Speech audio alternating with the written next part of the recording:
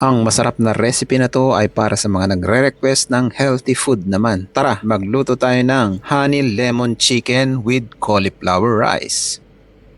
Gawa lang tayo ng marination. Maglalagay lang tayo ng mixed spices, black pepper, olive oil, salt. Halo-haluin lang natin yan hanggang sa mag-blend ng maayos. Pagkatapos, ilalagay lang natin ang chicken breast na hiniwa ko ng medyo maninipis. Lamas-lamasin lang natin yan gamit ang ating malinis na kamay, saka natin imamarinate ng 30 minutes. Pagkatapos, gagadgarin lang natin ang cauliflower rice. Pagkatapos, magpainit ka lang ng kawali at lagyan mo lang ng konting mantika, igigisa mo lang ang bawang, sibuyas, gisa-gisahin mo lang yan hanggang sa lumabas yung aroma. At ilalagay na natin ang cauliflower rice, black pepper, konting magic sarap, konting asin, chili flakes. Gisa-gisahin mo lang yan hanggang sa maluto at ilalagay mo na ang lemon juice at parsley. Pagkatapos, prituhin lang natin ang chicken. Prituhin lang natin ang magkabilang side, mga 3 minutes each side. Tapos, set aside lang natin yan. Gagawa lang tayo ng honey lemon glaze. Naglagay lang ako ng butter, honey, konting toyo, lemon juice. Halo-haluin lang natin yan hanggang sa medyo lumapot. Saka na natin ilalagay yung pinrito nating manok. Make sure lang na makoated natin yung chicken. Pagkatapos, plating tayo. Lagay mo lang yung cauliflower rice, tapos lagay mo lang yung chicken sa ibabaw, at lalagyan mo lang ng extra sauce sa ibabaw, garnish it with